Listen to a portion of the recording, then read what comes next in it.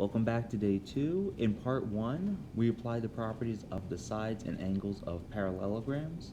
In this lesson, we will apply the properties of the diagonals of parallelograms and complete proofs involving them. In example 2a, we're asked to find the values of x and y in parallelogram PVHS. Recall that opposite sides of a parallelogram are parallel.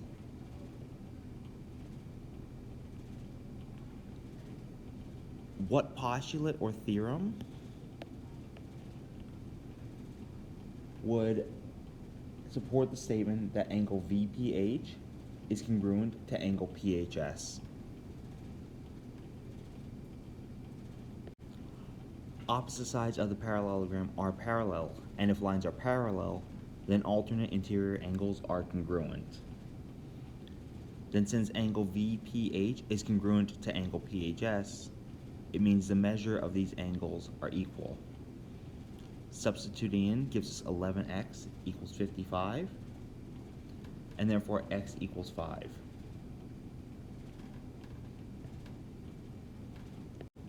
Now, knowing that alternate interior angles are congruent, which angle is congruent to angle SPH? Angle SPH is congruent to angle PHV. Knowing this, solve for y.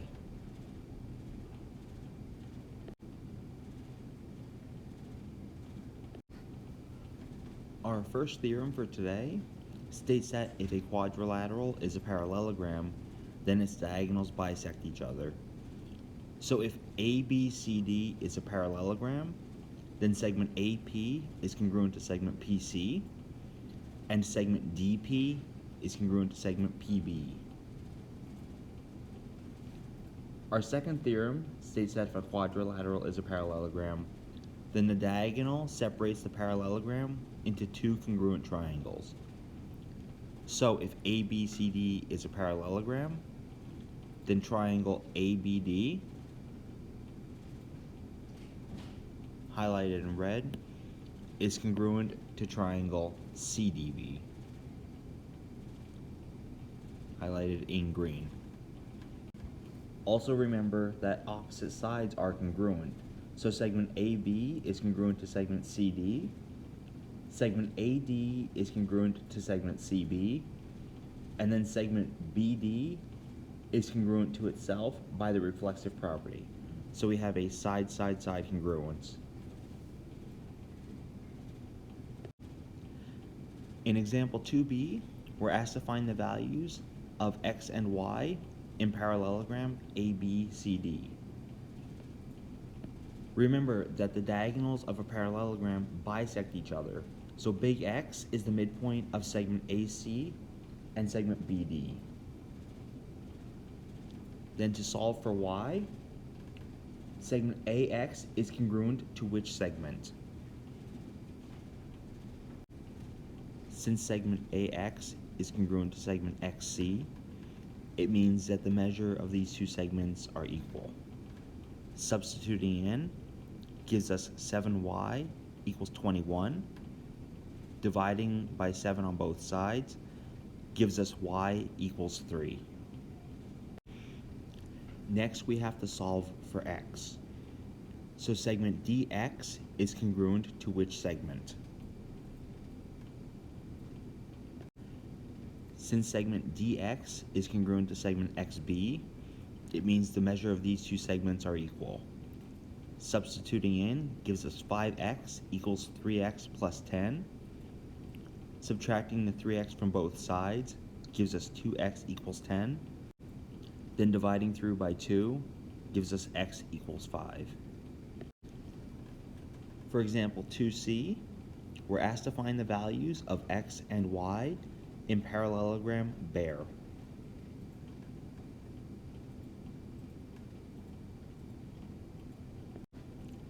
In example 4, we're given that PQRS is a parallelogram, that segment PJ is congruent to segment RK, and we're asked to prove that segment SJ is congruent to segment QK.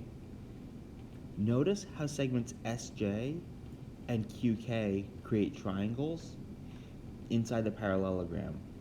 If we can prove that triangle PSJ is congruent to triangle RQK,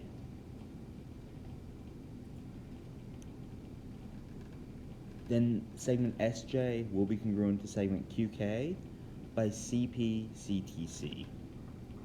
For our proof then, the only statement we're given is that QRS is a parallelogram. Segment SP is congruent to segment QR because opposite sides of a parallelogram are congruent. So we want to mark that on our diagram and put our little s here.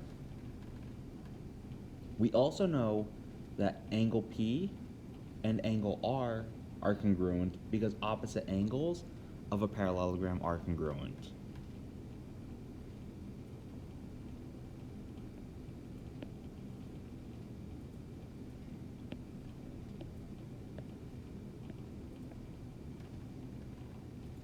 We're given that segment PJ is congruent to segment RK.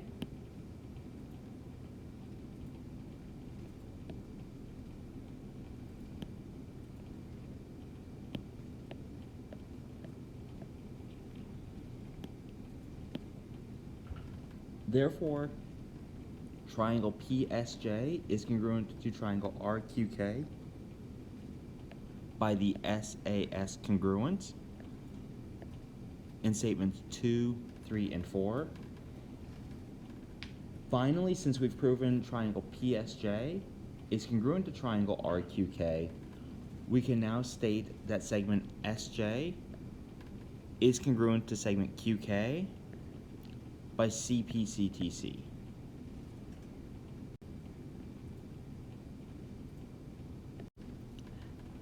In our final example for the day, we are given that ABCD is a parallelogram and CEFG is a parallelogram. So we're going to start with our first given statement that ABCD is a parallelogram. What is the reason that angle A is congruent to angle C?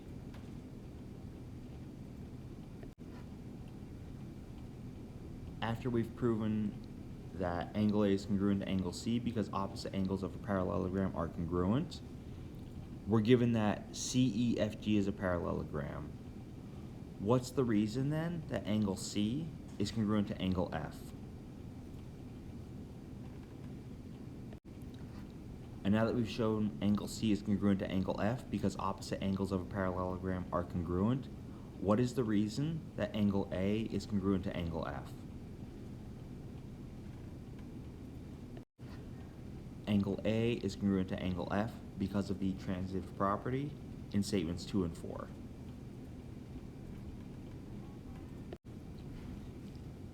This sheet is a fantastic reference to keep on hand when completing problems involving the parallelograms. All of the properties labeled on the diagram and the bulleted items below the diagram are the reasons that can be used in the proofs when applying the properties.